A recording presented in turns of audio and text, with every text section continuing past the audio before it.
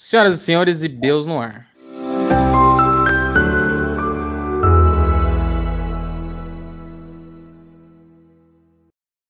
Seja muito bem-vindo. Hoje temos um convidado ilustre. Todos os meus convidados são ilustres, mas esse aqui é especial. Seja muito bem-vindo, Douglas.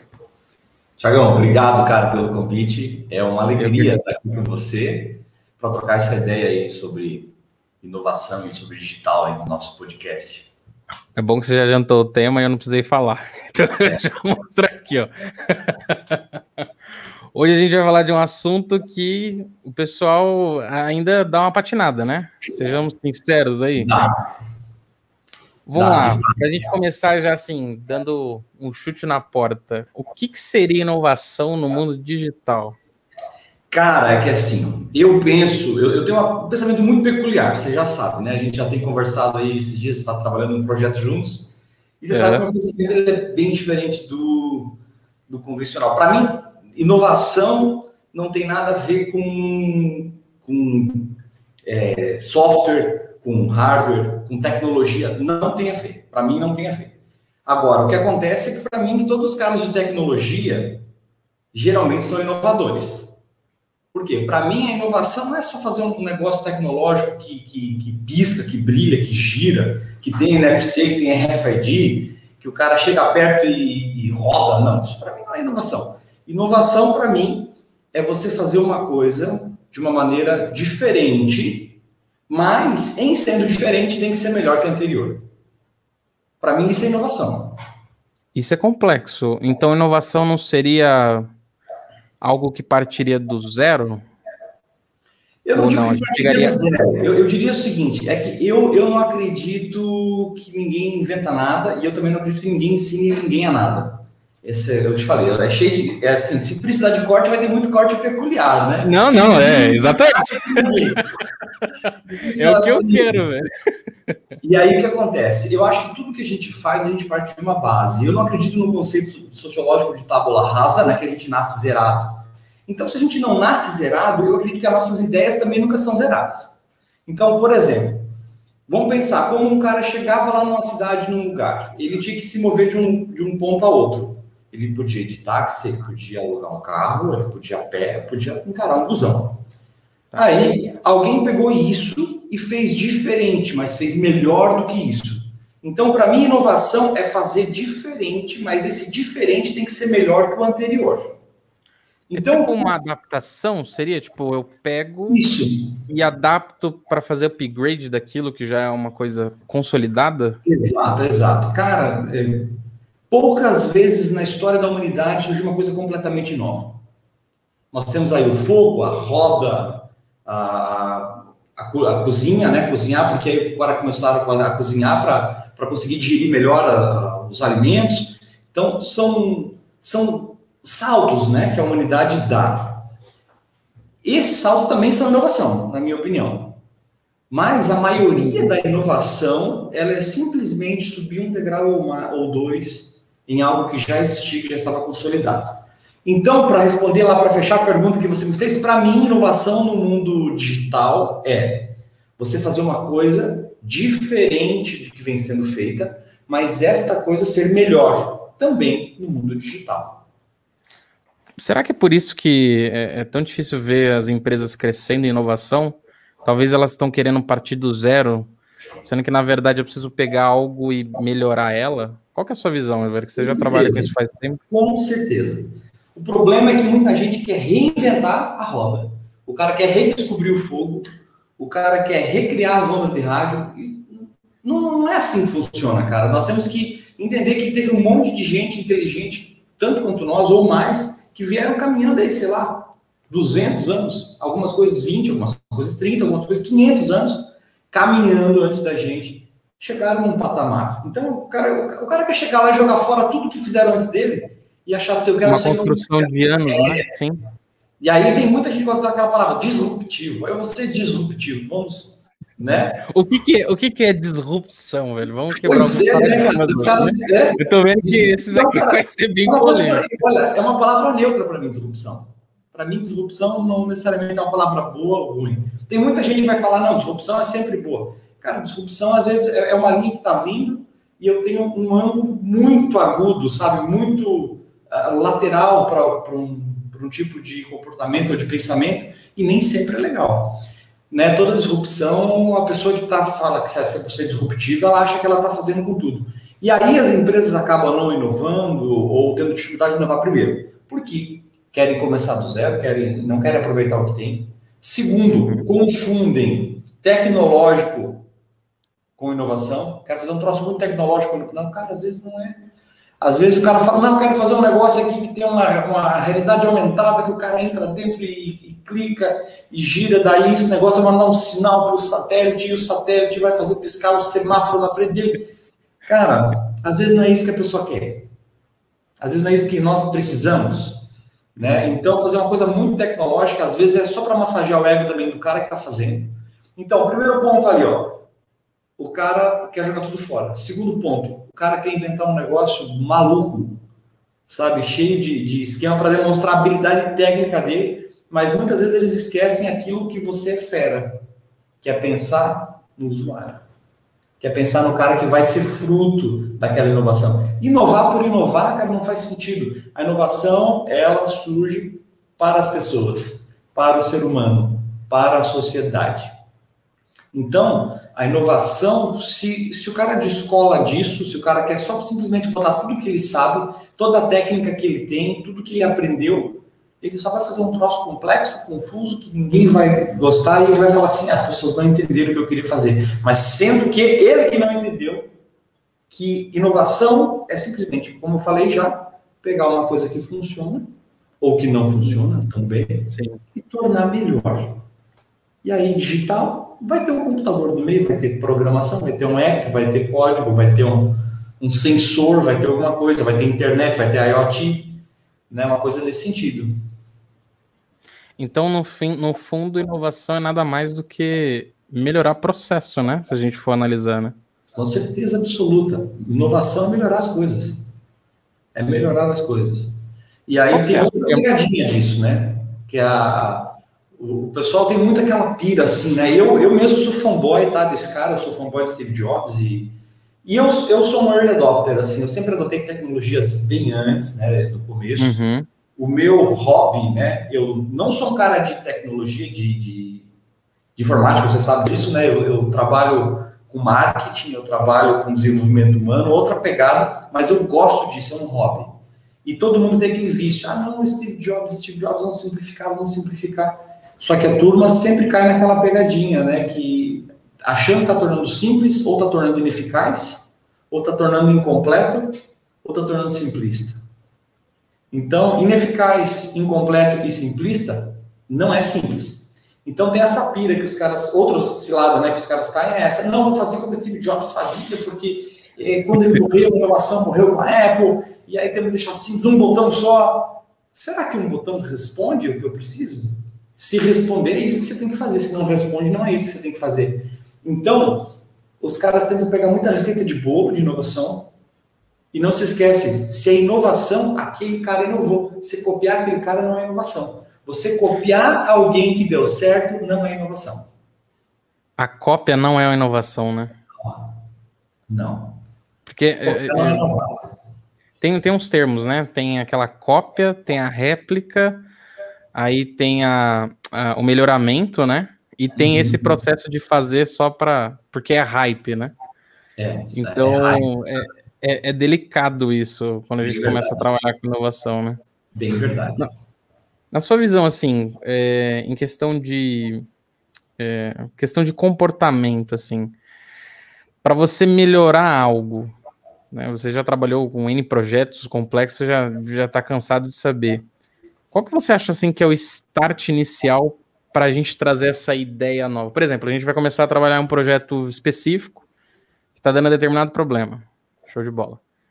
E aí, quando você começa a emergir naquilo, começa, sabe, se aprofundar, enfim, você começa a descobrir alguns comportamentos, tendências e tal.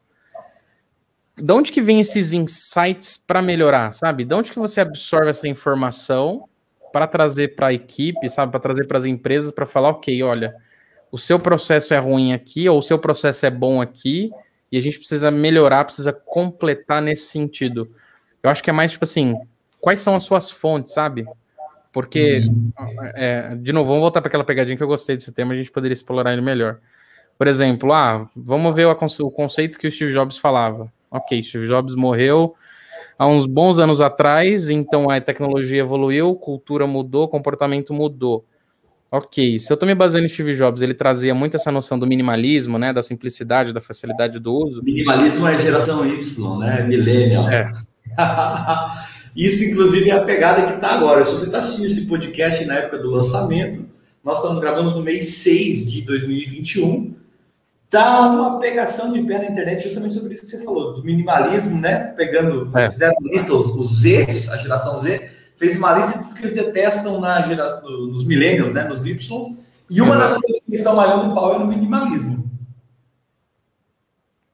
Vamos falar sobre minimalismo, velho. Minimalismo é inovação? Cara, olha, você tem duas perguntas aí que você fez, eu vou tentar juntar a resposta, porque eu acho que elas estão bem convergentes. Primeiro, o processo de inovação, de onde vem a inspiração, né? E aí eu penso que ela pode vir da curiosidade, do medo ou do asco. Curiosidade porque... Vamos explorar cada um deles. Cara, quando eu sou curioso, eu vou tentar descobrir uma coisa diferente. É assim que os caras inventaram a penicilina. Assim que os caras inventaram, entende, os remédios. É a curiosidade, o cara tá ali, sabe, fuçando naquilo, sabe? É assim que o nego descobriu que as micro-ondas derretiam com chocolate no bolso dele. Você sabe dessa história ou não? Não, conta pra gente. Né? Não sei se é verdade, porque eu não tava lá. Né? Mas... 100% também. Exatamente. Mas dizem que os caras estudando micro-ondas, né? Como funcionavam as micro-ondas, o cara tinha chocolate no bolso. E aí essas micro-ondas derreteram o chocolate dele. E é assim que descobriram meio por acidente que as micro-ondas esquentavam. Né? Entendi. Né? Então, tipo, tem o aspecto da curiosidade e tem o aspecto que eu vou falar em seguida, né? Que é você não só ser curioso, mas você tem que estar pensando em muita coisa, tem que estar vivendo muita coisa, você tem que se permitir pensar e olhar muita coisa diferente. Eu tenho um hábito que a cada 6 meses eu vou numa livraria, pego um livro de um assunto que eu não conheço e leio. Cara, aleatório, sim? Aleatório, um assunto que eu não conheço e leio cada 6 meses. Porque, cara, é muito tentador você ir na livraria e pegar sempre um livro de um assunto que você já conhece, cara. A gente entra naquele até saiu um documentário, né? O dilema das redes. E se a gente parar para pensar isso mesmo, a gente fica tendencioso a ficar na zona de conforto, né? Numa bolha social. Claro. Começa a aparecer, o teu algoritmo funciona também sem a máquina, né? Então, o primeiro ponto é curiosidade. Então, a pessoa curiosa, ela acaba tendo esse combustível da inovação. E aí, essa pessoa curiosa, não basta ser curiosa, ela tem que concretizar essa curiosidade dela, sabe? Tem que experimentar novos sabores, ela tem que ir em lugares diferentes, ela tem que fazer rotas diferentes, tem que ouvir opiniões diferentes, ela tem que estar aberta. E não só aberta, ela tem que estar consumindo os bons conteúdos de todas as opiniões diferentes e divergentes da dela. Mas isso então, é difícil, né? Porque você sempre... Você sair da zona de conforto causa um certo estresse, né? Se a gente for analisar, né? Não é um processo natural, porque o nosso irracional tende a gente a levar à zona de conforto. É um processo racional do tipo, deixa eu me provocar, deixa eu pegar um livro aleatório. Por curiosidade, que tipo de livro, assim, mais diferente você já pegou para ler? Você vai rir de mim nesse exemplo, mas eu tenho um exemplo bom para contar de 10 anos atrás. Tá, manda bala. De 2011. 2011, então não tinha toda essa frescura que existe hoje, tá? 2011, eu cheguei numa livraria aqui em Santa Catarina, né? Eu sempre vou no segundo andar, porque eu acredito que as livrarias, os livros bons são sempre no segundo andar, né? Nunca no primeiro. Por que tá sempre no segundo andar? Porque é comercial, tá no primeiro andar, né, cara? Aí você vai ver os livros de vampiros, os livros de conto, aquelas coisas tudo no primeiro andar. Os livros dos caras que estudaram, assim. Faz sentido isso. Faz muito sentido. Hoje ficou mais difícil, né? Porque agora a pandemia, você caçar livro. Aonde que estão os livros bons, né? Na segunda, terceira página, né? Exatamente, né? No Kindle, como é que eu vou achar no meu Kindle Unlimited ali, né? E aí, cara, em 2011 eu achei um livro de uma mulher chamada Elaine Dutra, Coaching, o que você precisa saber. Ninguém falava de coaching naquela época. Hoje o coach faz essa 2011. palhaçada toda aí, né? Mas eu fiz formação séria desse troço, eu fiz MBA em faculdade mesmo desse negócio, tipo, e exerci por um tempo essa atividade. Mas, cara, os caras zoaram tanto esse troço de coach, mas tanto, estragaram tanto, que eu larguei de mão. Mas, cara, eu descobri esse tipo de ferramenta em 2011, através disso. Eu descobri Myers-Briggs Types Indicator, tá ligado? MBTI. Sei. MBTI, isso, até a gente tava falando outro dia do perfil psicológico. Eu descobri MBTI, sim, tá? Caramba, no acaso, então... Na verdade, não é acaso, eu tava procurando, entendeu? Tipo, tava nessa época dos 6 meses, sabe? De procurar o livro de um assunto que eu não sei lufas. Sabe? Então, e é desconfortável isso, né? Então, essa curiosidade traz esse espírito inovador, sabe? Você assistir um jogo de um esporte que você não conhece, você tentar fazer uma coisa com outra mão, então tem muitos exercícios para estimular a curiosidade.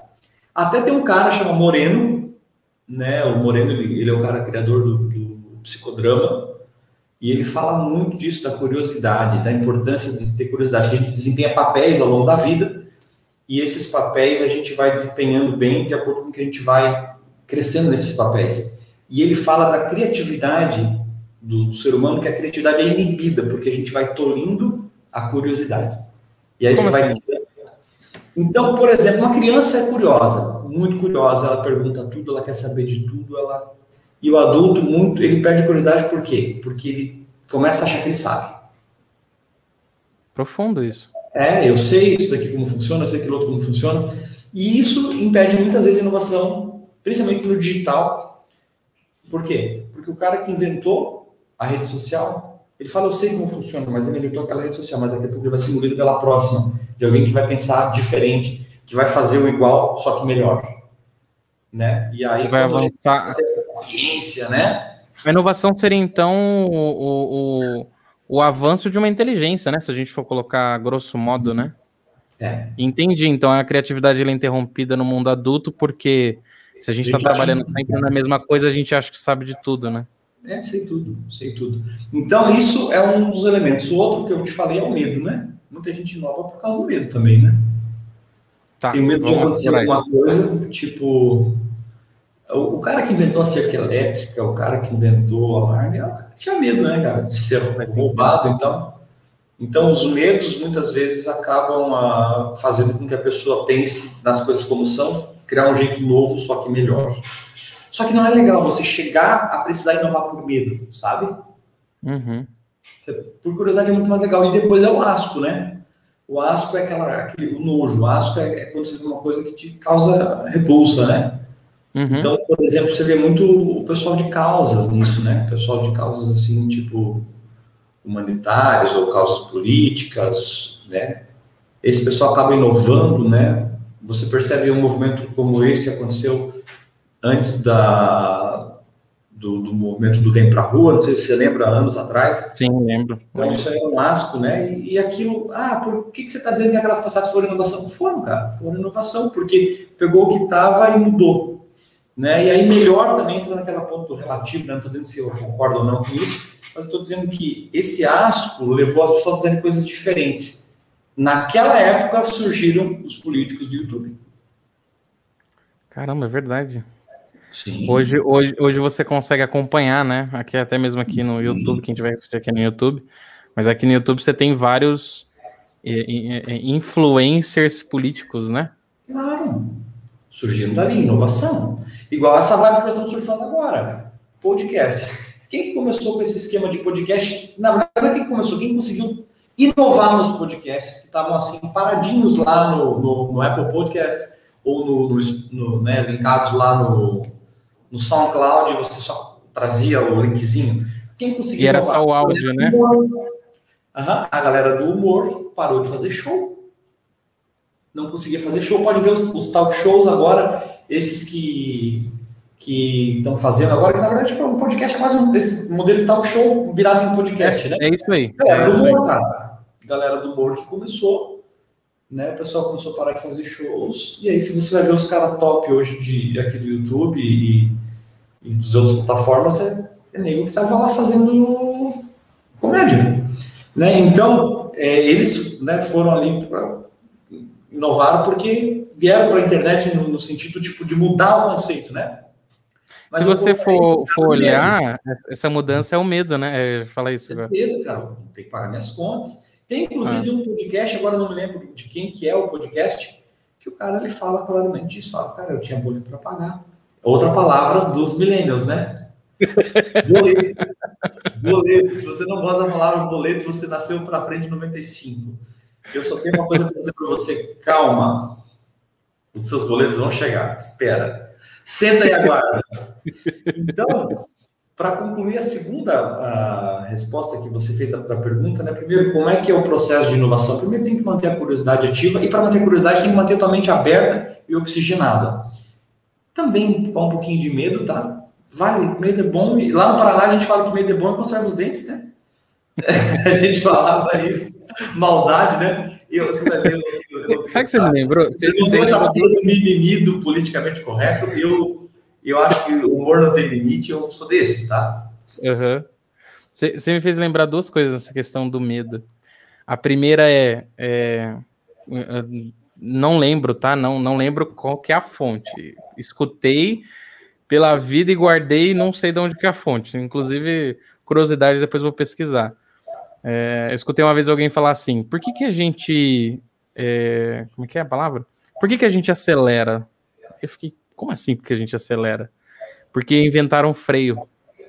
Então, como inventaram o freio, a gente tem segurança para acelerar e ver qual que é o limite, né? Sim. Então, quando você vê lá o pessoal lá nos desertos da vida tentando estourar a barreira de som, estourando barreira de som e tal.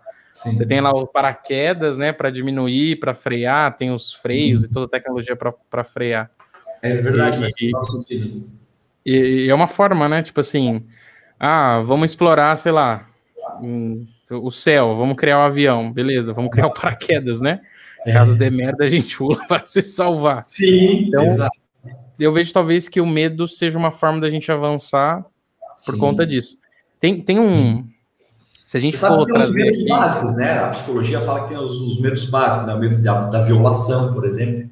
Por isso você tem medo que alguém coloque uma agulha em você, cara, né? Fala, não faz sentido, cara, entrar um negócio no meu corpo. Cara, tudo que era para estar dentro do meu corpo já está aqui, né? Exatamente. Então tem outro medo do contágio, é um dos medos universais, medo da morte, né? E aí a morte ela é ampla, né? Não é só morte física, mas a morte mas pode ser morte, morte, né? Do reconhecimento de tantas outras coisas, né? E o fechamento da pergunta que você me fez, você fez duas perguntas ali, como nasce essa inovação e qual o processo que ela passa. E para fechar, eu diria o seguinte: inovação não é uma coisa que você acorda e fala assim, hoje eu vou inovar. Não é bem assim, né? Não é, hoje eu vou inventar um negócio que vai mudar o mundo, né, cara? Não é. O cara tem Quantas horas você vai precisar para inovar? Dia 13 você tem que entregar uma coisa, eu quero que você traga 3 inovações. Não é bem assim, né? E aí você fica olhando, você fala, meu Deus, é uma coisa errada, velho. Ou eu tô muito errado, ou eu não tô nesse nível intelectual, ou tem um nível de ignorância aí, né? No sentido que... Ou todas elas, né? Ou todas elas. Faz sentido. Faz sentido. Você me lembrou uma coisa, só pra gente fechar esse ponto, que eu queria pegar o negócio que você falou da morte aqui, que eu lembrei. Sun Tzu fala sobre a zona de morte. Você deve lembrar isso. Que é quando você tem enfim, né? Baseado no livro, tá, gente? Não sou eu que tô falando nada, é o livro que tá falando isso daí.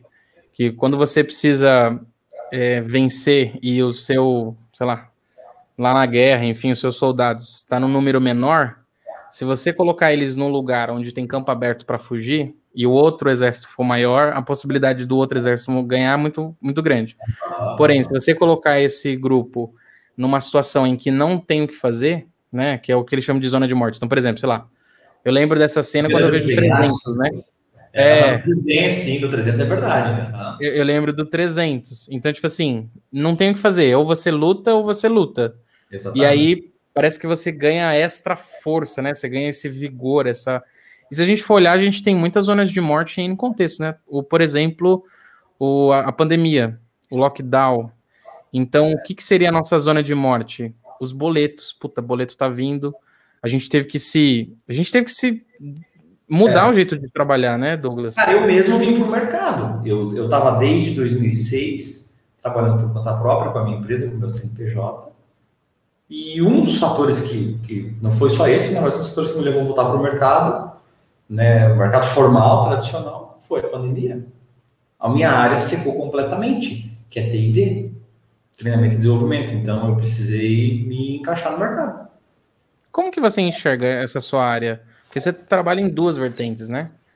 Essa outra área, você acha que ela secou momentaneamente? Porque, assim, a sensação que eu tenho é que talvez agora seja mais necessária do que qualquer outro período, né? Sempre porque na agora... crise é o momento que precisa e na crise é o momento que a pessoa corta. A minha melhor época de negócios, 2013, 2014, foi a época assim que, e se você lembrar 2013, 2014, sabe como que era? Você chegava na Caixa Econômica Federal, 2013, e falava assim, quero comprar uma casa. Ok. Você tem CNH? Tem. Me dá tua CNH. O pessoal digitava, falava, parabéns, você acabou de ganhar 28 mil reais do governo. De graça, tá aqui, pode sair. A chave da sua casa tá aqui. Tu lembra disso em 2013?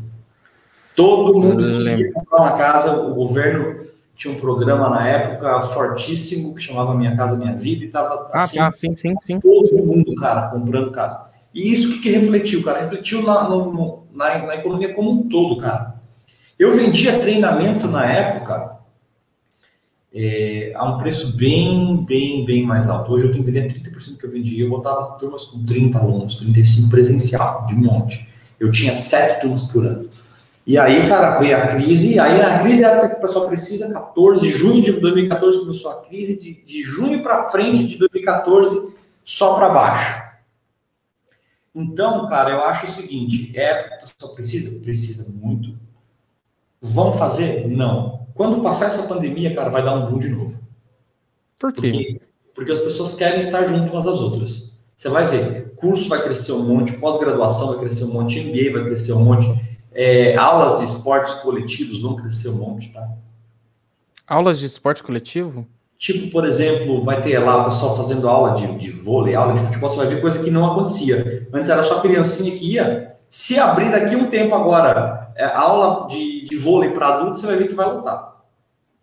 A necessidade pessoas, de estar presente. Exatamente, eles vão querer aula de dança, vão fazer aula de dança de salão. Ninguém mais vai em salão nenhum, não tem festa em salão, não tem. Mas vai ter aula de dança, os caras vão lá fazer curso de aula de dança salão. Por quê? Porque faz falta, né? Nós temos uma necessidade. Uma parte importante da nossa vida é quem a gente aparenta ser para o outro. Né? E isso é fato. E aí outra coisa. Nós somos animais sociais, né? A gente tem necessidade de pertencer a um grupo, né? Supre, mas não completamente a tua necessidade de estar em contato com outras pessoas, de ver outras pessoas, de fazer coisas em conjunto, do calor humano, do toque, do riso, da gargalhada, da conversa despretensiosa. Então, tudo que é atividade coletiva, na minha opinião, e a minha opinião não vale nada, né? Como a de ninguém também, né? Cada um tem a sua, né? Mas, salvo engano, aí eu acredito que quando passar essa pandemia de verdade, festas vão bombar, bares, baladas vão bombar, cursos vão bombar. E faz muito sentido isso que você falou, porque, por exemplo, hoje eu trabalho 100% remoto, né? Não vejo ninguém. Então, o que eu faço para eu ter contato? Eu vou almoçar, eu gasto bem mais, mas eu vou almoçar fisicamente. Eu tenho moro de frente para um restaurante muito bom aqui na frente. Velho, eu bato cartão lá, porque eu sento lá com todas as medidas de segurança, tudo certinho, e eu tenho contato, né? Eu faço amizade ali com o garçom, já tenho amizade com o dono do restaurante, tenho amizade com a cozinha. Então já criou um elo ali.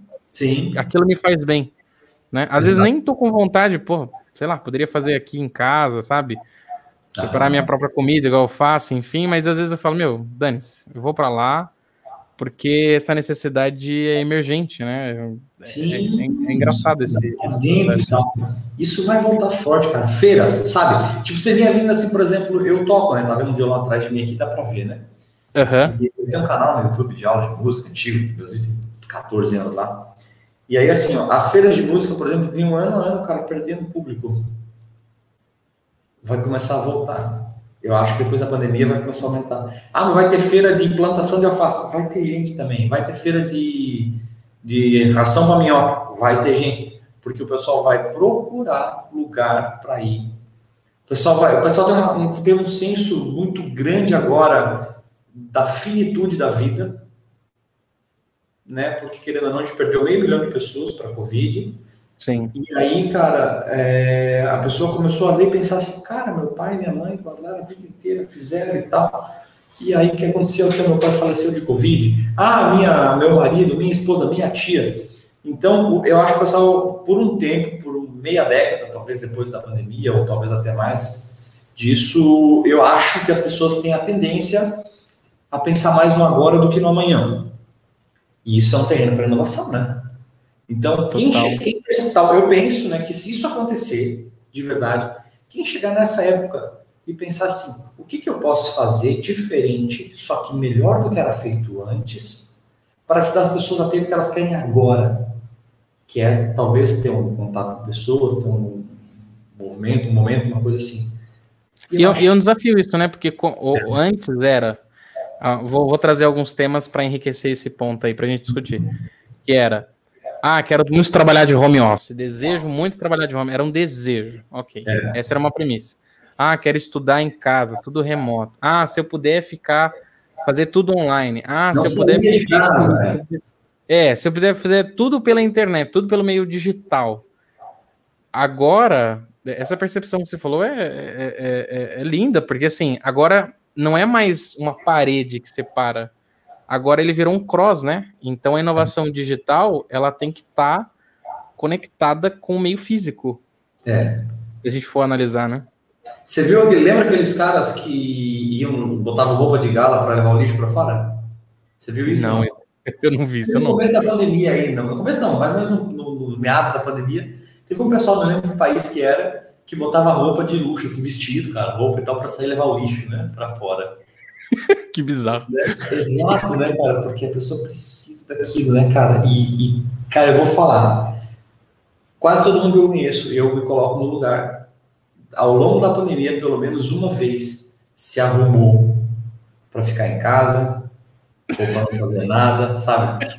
Tomou banho, se arrumou, se perfumou, se olhou no espelho e falou, que saudade. De ir num evento, de ir numa palestra, de ir num seminário, num curso, numa balada, num bar. Até de igreja os caras sentiram saudade, né? Isso é ideia, né? É verdade, velho, é verdade. Então, cara, eu apostaria nisso, eu acho que isso vai acontecer.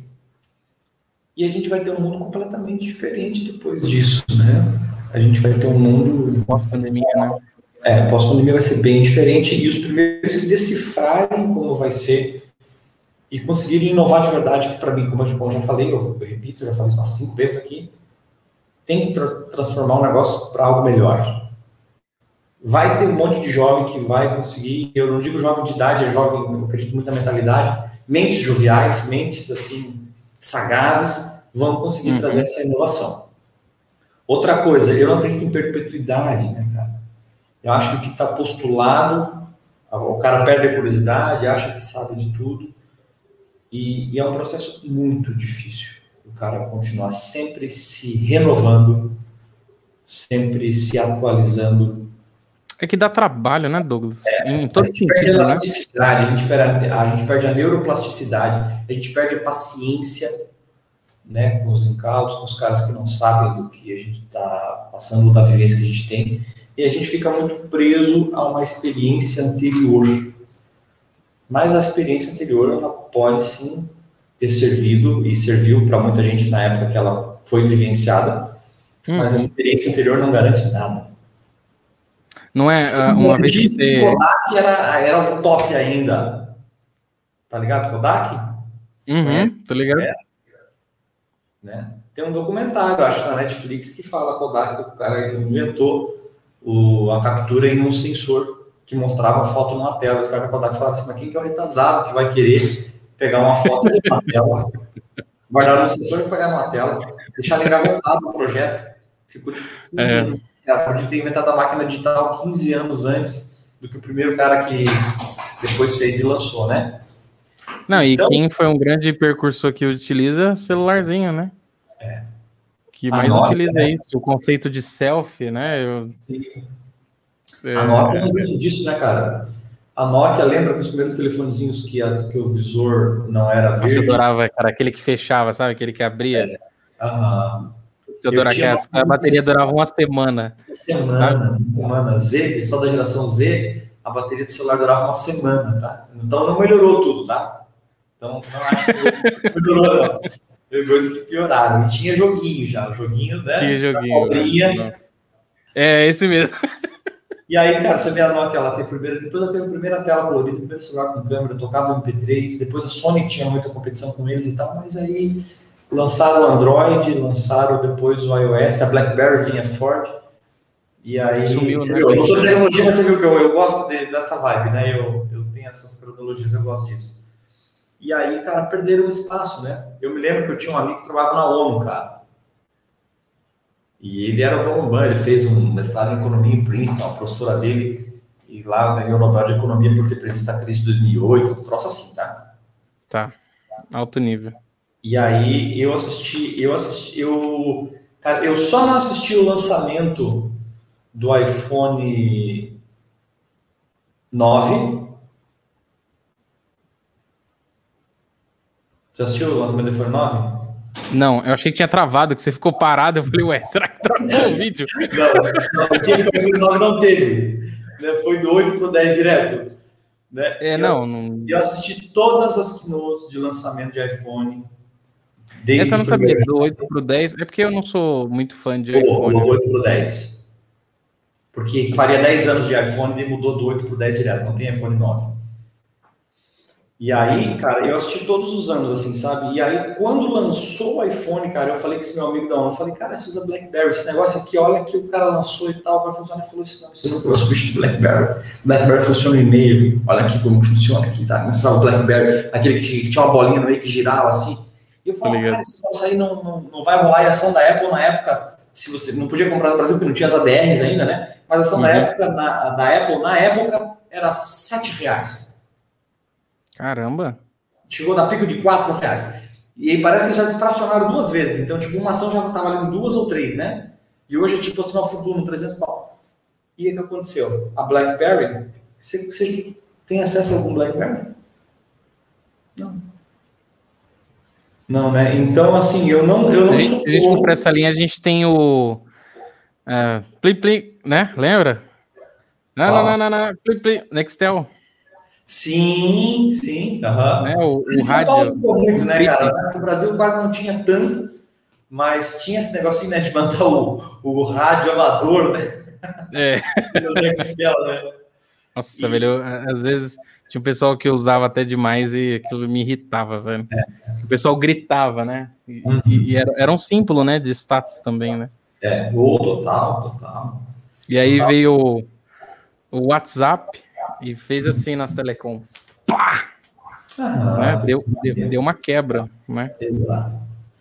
Então, cara, esse aspecto de inovação, assim, eu não me iludo, tá? Se você conseguir inovar uma vez, cara, parabéns para você. Se você conseguir inovar a segunda vez, você é um gênio. Se você inovar a terceira vez, cara, significa que você teve uma boa equipe já. Sabe? A partir da segunda, eu já considero que você teve uma boa equipe, cara, porque não rola, cara. Não rola. A inovação, ela demora para acontecer porque ela é experimentação. Essa é a palavrinha que eu sabia que a gente ia chegar, velho. A palavra é experimentação. Total. Tipo, você quer inovar como prazo de entrega, com data de entrega. Não existe isso. Inovação é um ato de experimentação, né? E para você, por exemplo, substituir algo que está bem estável, você precisa experimentar. Você precisa testar, você precisa validar. E isso pode demorar uma semana, um mês, 1 ano, 2 anos, 10 anos. Se você for observar que nem as impressoras 3D, meu Deus, agora parece que é algo do momento, né? Que foi lançado agora. Mas se você for analisar, faz anos que ela foi desenvolvida. Anos que já está no mercado. Só que o mercado ainda não estava pronto, a cultura não estava pronta, né? Não estava. Tem muito disso.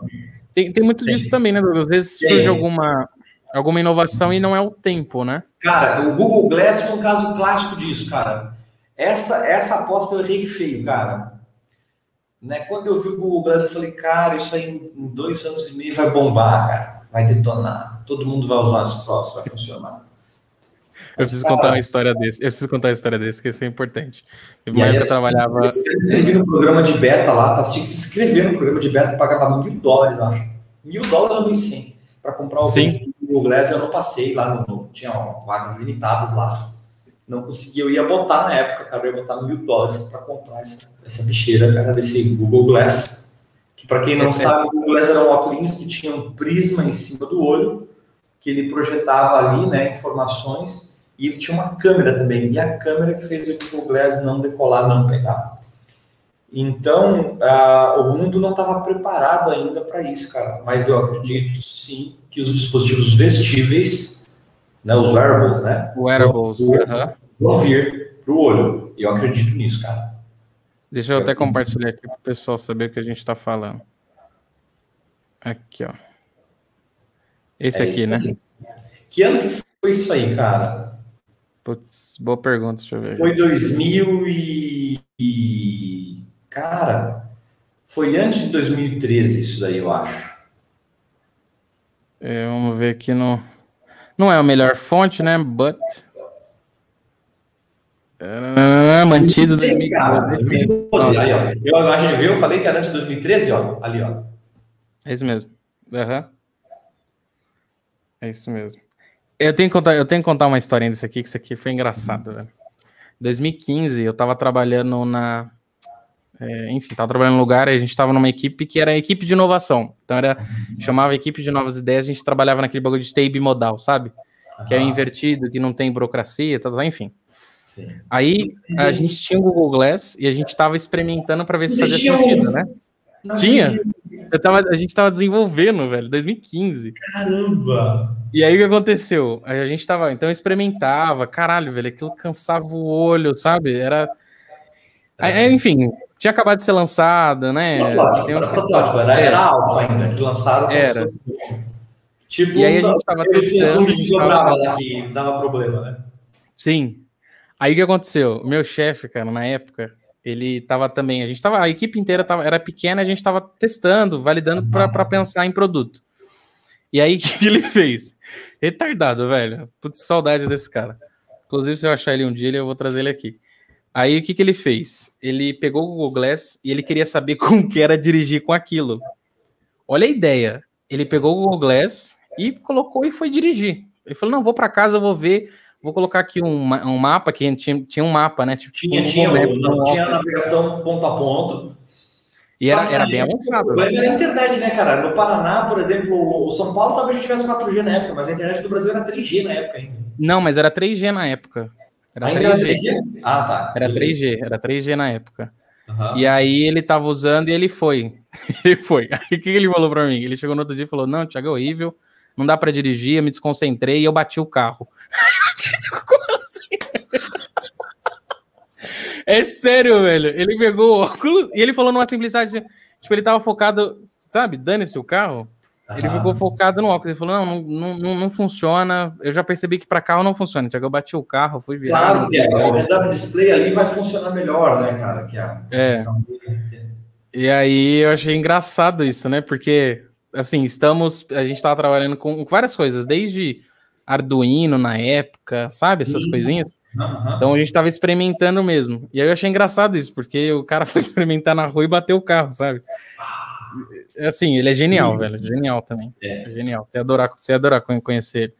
E aí eu lembrei disso justamente, porque a gente tava experimentando o Google Glass e na época ainda não era época para ele, né? Não tinha ainda eu acho que ainda não é a época também, porque os wearables, como você disse, acho que é a nova onda, né? Cara, eu desde a Mi Band 1, eu uso Mi Band, então a Xiaomi me patrocina aqui, ó. Desde a Mi Band eu uso, todo ano eu troco e tal. Eu já tive outros wearables, né? Mas aí é um outro ponto interessante, né? Que depende muito do nicho. Tipo, isso aqui eu uso porque eu uso para medir sono. Eu durmo com esse troço aqui, eu não sinto ele no braço. Com o Apple Watch não rola para mim, eu acho grande demais. E o relógio é um bonitão mesmo, eu acho, da Samsung, que é caixa redonda, mas ele é um relógio, não é um wearable para mim. Ele é um relógio que tem um OS, um Tizen ali rodando. Mas, tipo, uma coisa que é mais simples do que a Mi Band, cara, é o wearable mais barato que existe. E você usa para medir sono? Sono. Ela mede sono, mede estresse. Eu achei que você usava para, tipo, sei lá, melhorar a performance em academia, Não, eu uso esporte. também na academia, eu uso também na academia. Mas isso aqui, ele é um tracking de sono, cara. Eu não recomendo você usar, porque você vai descobrir que você tem pouco sono profundo. Sério? Eu descobri isso, pelo menos, né? Entendi. Eu durmo pouco. Eu acho que esse processo... É que o pessoal ainda está em adoção disso, né? Ainda não é uma coisa... Que a gente tem aquela curva... Como é que é o nome dessa curva? É a curva de adoção de novos produtos, né? Uhum. Caramba, esqueci o nome dessa curva. Que você tem as pessoas, então você tem os novos adeptos, você tem os visionários. Visionários, os novos adeptos, aí você tem... Aí vai até a curva, até decair, e depois vinha o pessoal atrasado que não queria participar, né? Sim. Que é essa máxima. Caramba, velho, eu esqueci o nome dessa curva. Mas eu vou confessar um negócio pra ti, cara. Eu sou um cara tech, tá? Eu gosto disso, eu aprendi, assim, a mexer no software tipo Suite Adobe, programação, tudo por conta própria, HTML, tudo por conta própria, estudando no YouTube e tal. E vou te falar, cara, que eu uso agora o TikTok, tá ligado? TikTok. Aham. Cara, eu levei... Inclusive vai ter cortes nossos lá. Ótimo. YouTube não pode nem escutar isso. O algoritmo do YouTube não escuta isso. Mas vai estar lá também. Eu levei uma semana, cara, para descobrir como fazer as gravações daquelas edições dos negócios, cara.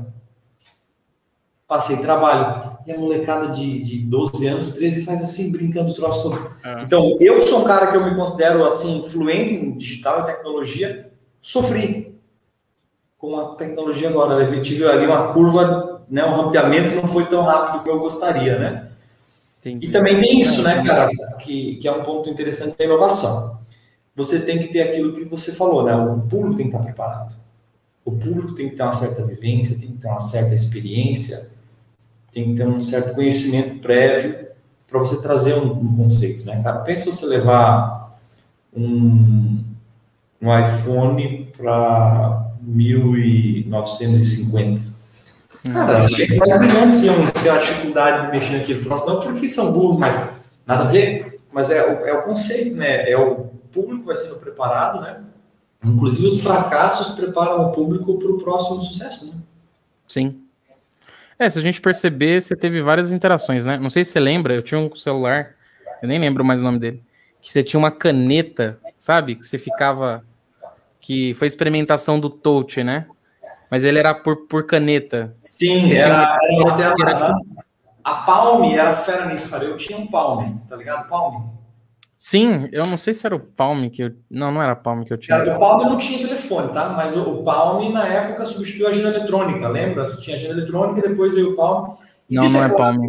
De telefone com essas canetinhas, no Paraguai, cara, vendia uns chinesinhos, assim, sabe? Com touch bem ruim, e precisava ter a pressão ali forte. Da caneta, por ponto de pressão. Estilos, né? E a Samsung sempre teve a linha Note, faz tempo, teve desde sei lá, tá no Note 11, então tira 11 até chegar no 6, então 7, 8 anos atrás, eles já tinham os primeiros celulares deles que tinham estilos ali, que era dentro.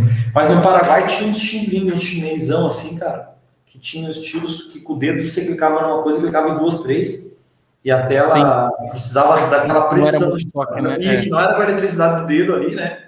Mas era um toque mesmo, né? A tela... Era.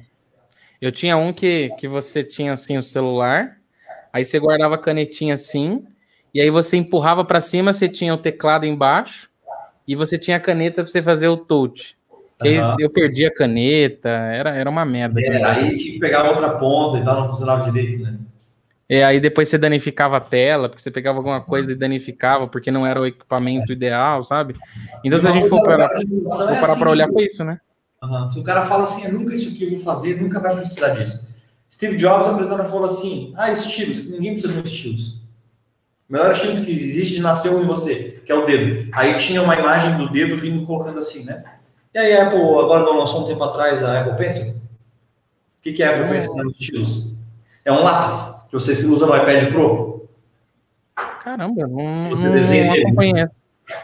E aí o pessoal usa muito o aplicativo chamado Procreate ali. E aí, assim, os caras que falaram lá... Perfeito. Isso é muito bom, porque assim, é caro, cara, aquelas mesas para você desenhar, Sim. sabe? Eu tenho aquela, mas é mais simplesinha essa daqui, ó. Eu tenho uma simplesinha, né? É aquela que você vai colocando impressão, eu uso isso aqui como se fosse uma lousa. É, a mesma coisa. E aí, esse daqui que tem aquela tela que você conecta e você vê o desenho, né? O Wacom, tem as top da Wacom. Sim, é cara pra caramba. Então, isso é positivo, porque você tem um tablet e agora você consegue até reaproveitar ele como um segundo monitor, né? De repente.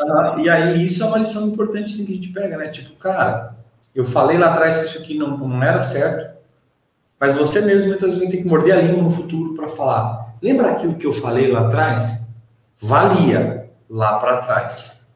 Mas para hoje é diferente. Agora é assim.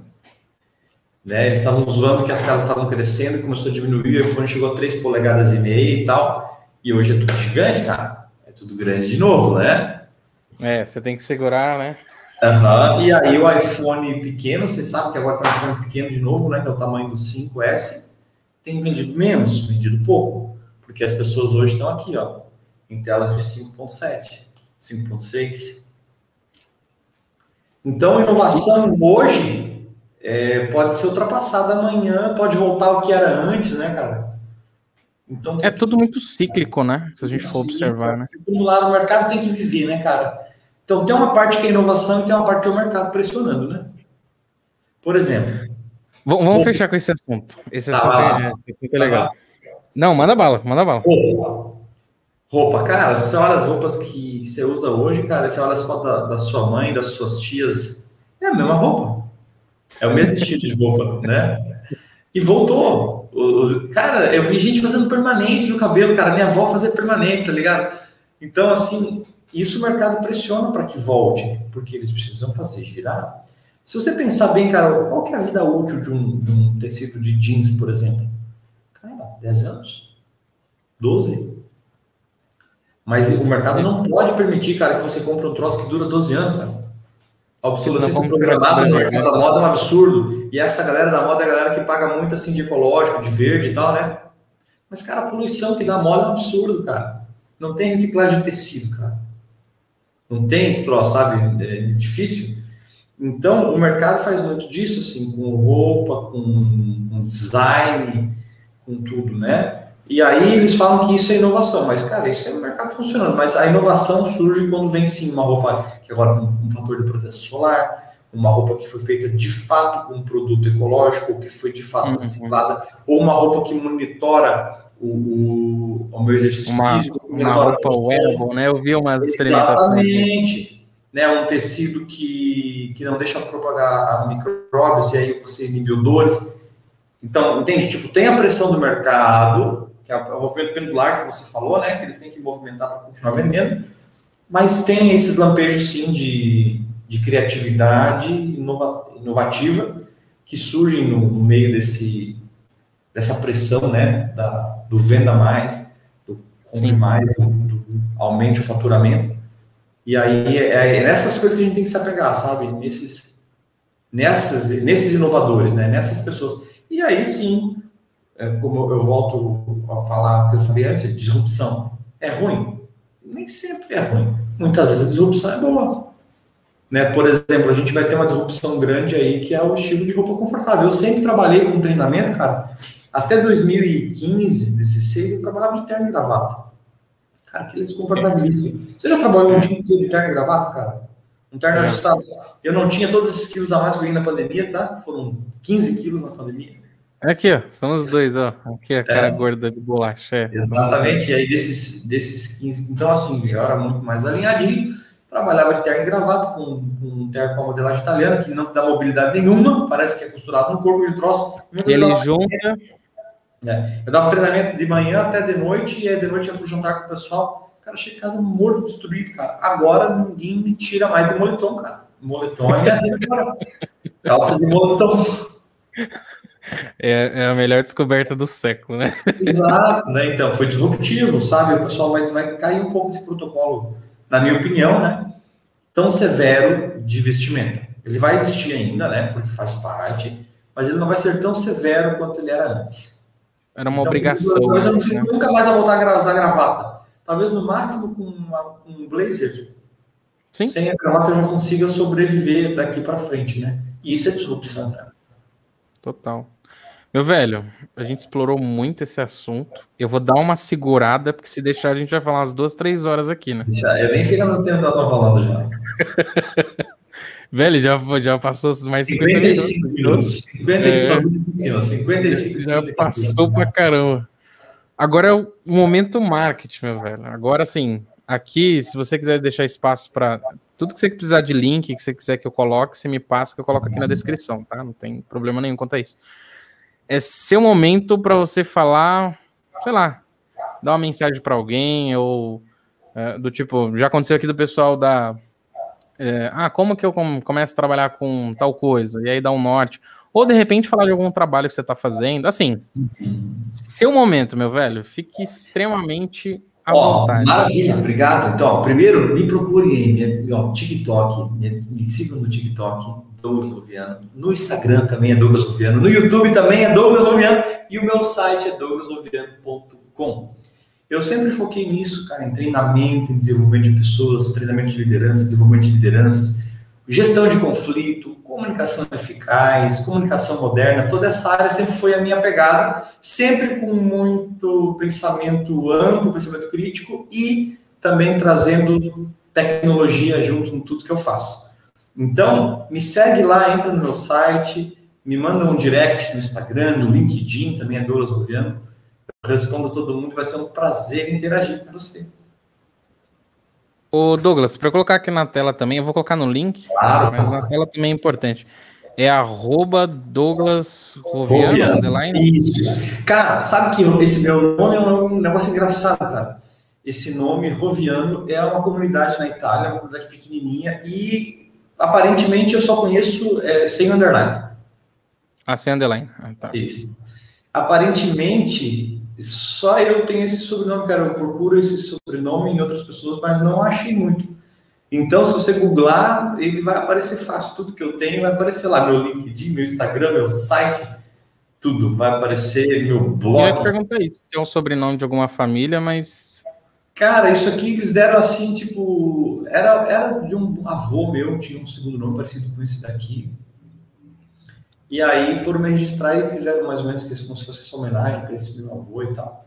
Mas se você colocar no Google, Roviano é uma vila lá na Itália, cara. Caramba. E aí o Douglas Roviano é como se fosse João Pedro. Não é um sobrenome. Roviano é um nome também. É um nome. Tipo assim, João Guilherme. Entendi. É bom que é fácil de achar, né, velho? Agora, tipo, o meu caso. Que é Thiago Silva, velho. Silva, né, cara? O nome de zagueiro da seleção brasileira. Cara, Silva ali, mais nome. Silva, pois é. Nome bíblico e da Silva ainda, né? Pois velho. Eu falo, caramba, quem que vai me achar? É difícil. Cara, tanto que dependendo da época, quando eu era mais ativo no YouTube, se você colocasse Douglas R.O., o YouTube sugeria já o meu nome na época. Porque não tem ninguém, cara, que começa ali, né? Hoje eu acho que se colocar ainda Douglas Rov é capaz dele sugerir. Agora, Thiago Silva, né? Não vai rolar, né? Não, aí tem que surgir aquela palavrinha ali, ó, Ibeus, que aí eu sei que não tem. Aí é mais fácil. Agora no meu nome não dá não, velho. Fica mais difícil. Ó, me sigam, me solicitem no Instagram, principalmente no Instagram agora, eu fechei a minha conta no Instagram, mas eu aceito as pessoas que me adicionam. Vou falar por quê? Porque como eu saí desse mundo de treinamento, eu consegui me desafogar um pouco dessa questão de redes sociais, né? De poder ter um período sabático aí, né? Porque como eu trabalhava com treinamento e desenvolvimento, eu tinha que estar postando tudo, cara, em aeroporto, era hotel, era no treinamento, era chamando pro negócio, era foto com o cliente, sabe? E isso puxado, né, por tanto tempo que eu resolvi, tipo, fazer igual a Ana Paula Arósio, né? Dá um tempo, sumir no mapa. De boa, né? Mas aí tá quase acabando esse tempo de boa já. Daqui a pouco já vai voltar a força, para fazer energias renovadas para as redes sociais, né? E focar na rede social do Z aí, né? Vou incomodar a turma Z. Vamos pro TikTok, né? Boa. É bom que você já passa depois esses links para mim, que eu coloco tudo aqui. Aí o pessoal já clica e já cai direto lá na sua conta. Fechou, meu velho. Assim, muito obrigado. Tem mais alguma coisa para falar? A gente... Convite, assim, aberto para a gente vir falar sobre mais coisas, que eu sei que você tem muito mais assunto para a gente trazer. E obrigado, velho. Adorei a conversa. Eu nem bebi água direito. Muitíssimo obrigado. Sabe que tem pessoas que falam assim, você faz um monte de coisa. Na verdade, eu não faço um monte de coisa, eu faço uma só. Sabe o que eu faço? Sabe o que eu sou bom? Em estudar. Entendeu? Então, tipo, o que acontece? Eu estudei ética. Esse é um ponto... eu estudei liderança, eu estudei música, eu estudei comunicação, eu estudei tecnologia, eu estudei marketing, entende? Eu não sou bom em muita coisa, eu sou bom só em uma. Eu sou bom em estudar. E o meu propósito de vida, por exemplo, eu entendo que eu nasci para aprender, sintetizar e compartilhar informações que gerem valor e riqueza para as pessoas. Então, o meu trabalho é conseguir encontrar o conteúdo, ler aquilo, filtrar e trazer de uma forma rápida e simples para que você consiga compreender aquilo de uma forma rápida. Então, tem várias coisas que eu posso falar aqui no podcast, com certeza, mas é porque eu sou bom só em uma coisa, que é estudar. Não é porque eu sou bom em um monte de coisa, eu sou só nessa aqui. Eu estudo e acabei estudando várias vezes. É que o processo de educação ele é um processo muito denso, né, Douglas? Uhum. Tem uma palavrinha que poucas pessoas conhecem, que assim, para aprender, primeiro você precisa aprender como aprender. Não me disse André, por exemplo, Como que você aprende? Então, assim, você tem essa habilidade... Taxonomia de Bloom, Cone of Experience, tem muita coisa legal aí para falar, inclusive, nessa área. Sabe que o aprendizado tem morrido nas organizações, tá? Muitas organizações não aprendem mais. E isso é um artigo que saiu agora, um tempo atrás, na Harvard Business School, falando sobre isso e demonstra a ineficiência das organizações em criarem conhecimento e perpetuarem conhecimento. Por quê? Porque as pessoas não sabem mais como aprender. Eu ia adorar fazer um podcast só sobre isso, hein, velho? Top. Vamos lá? Demorou? Vamos fazer. A gente traz no IB News, que a IB News a gente traz essa notícia aí, a gente explora ela. Vai ser ótimo. Fechou. Meu velho, fechou, obrigado. Segura um pouquinho aí, que eu vou finalizar aqui o vídeo. Show de bola. E é isso. Pessoal, brigadão. Valeu. Valeu, pessoal. Valeu, Thiagão. Valeu.